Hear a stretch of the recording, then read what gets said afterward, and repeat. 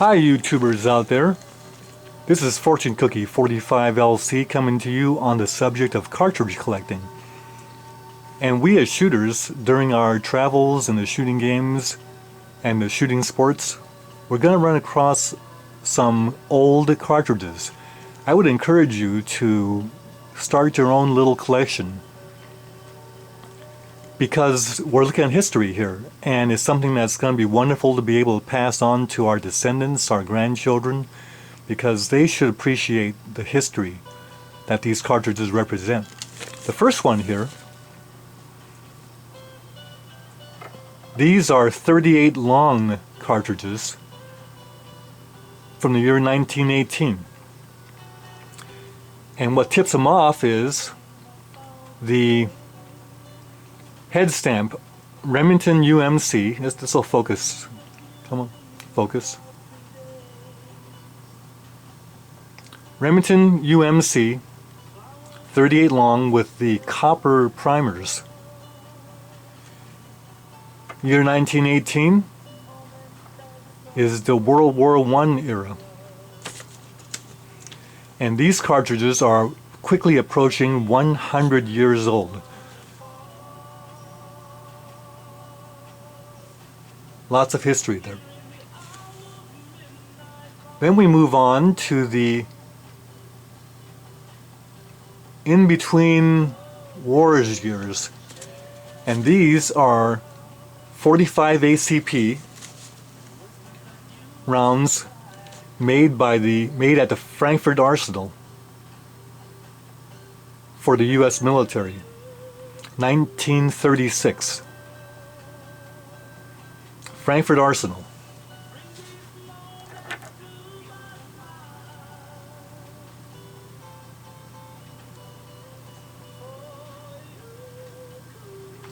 And there's the head stamp, FA 36. Remarkably well preserved. Now moving on to the World War II years.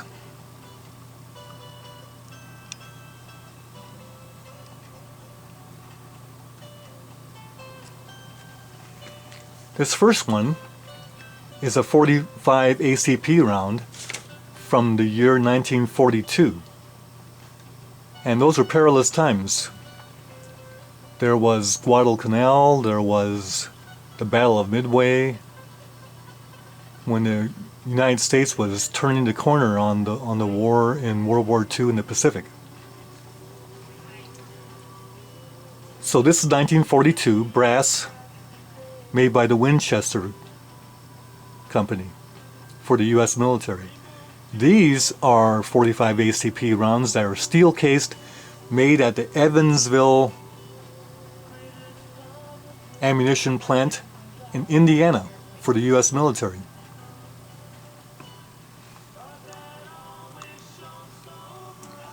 And talk about well preserved. These are 1943. Speaking of 1943, also, here are some 30 carbine rounds made by the Winchester Company for the US military, used in World War II.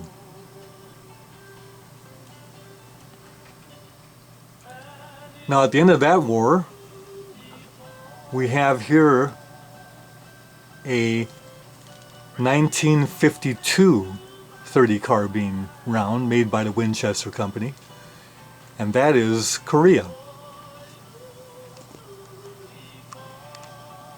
Then we have a full box of .30 carbine, the year 1953, made by Lake City. But these were repacked in a Western cartridge box.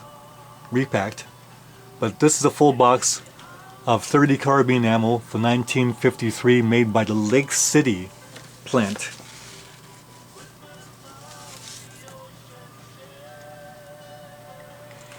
Lake City plant is located in Independence, Missouri, and that plant has made literally tens and tens of billions of rounds for the US military.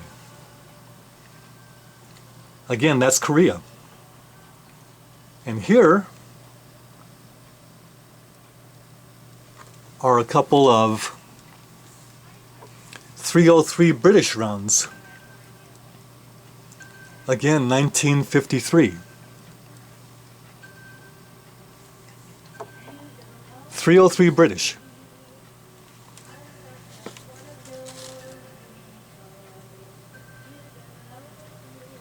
Korean warriors.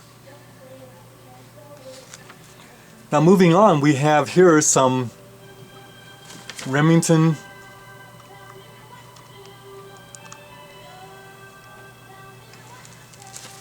.38 Special, and these, look carefully there, you'll see it says Remington Umc .38 Special, and because there's no dash between the Remington and the UMC, these are military rounds. They're made for the military with metal case bullets.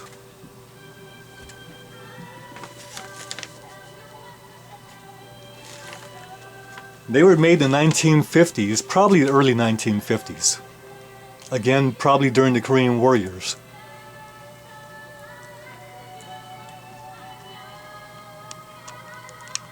Then moving on to the mid 1950s, and here are a couple of rounds of .38 Special made by the Winchester Company. They're marked WRA, and they're commercial rounds. And that was important because in the middle 1950s was the year that Disneyland opened, and was also the year that Bill Ruger made his first Blackhawk, and was also famous because that was the year that Crest toothpaste first came on the market. But also that was the high point of the careers of Marilyn Monroe, but also Elvis Presley signed his first recording contract 1955. So Disneyland opened in '55, and Bill Ruger did his first Blackhawk, and we have Elvis and Marilyn, and we have Winchester .38 Specials. Now back in those days, the .38 Special was really big in law enforcement. And these are some rounds from the 1950s that you would see on the belts of the police officers of the day. And these are marked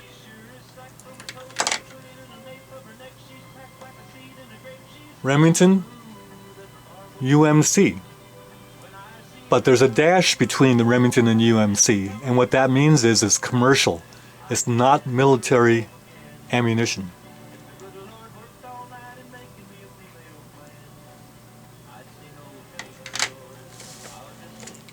Moving on, we have some very interesting ammo. They're .308 rounds made by Israel. And they were made in the 1970s, the early 1970s. Actually, they were sold in the 1970s. These may have actually been made in the 1960s, and they may have served in the Israeli-Arab Six-Day War in 1967. These are purchased about 1970.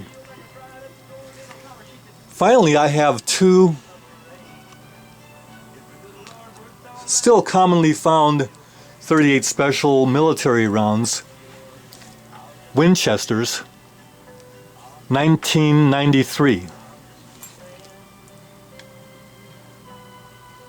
Coming to the turn of the century.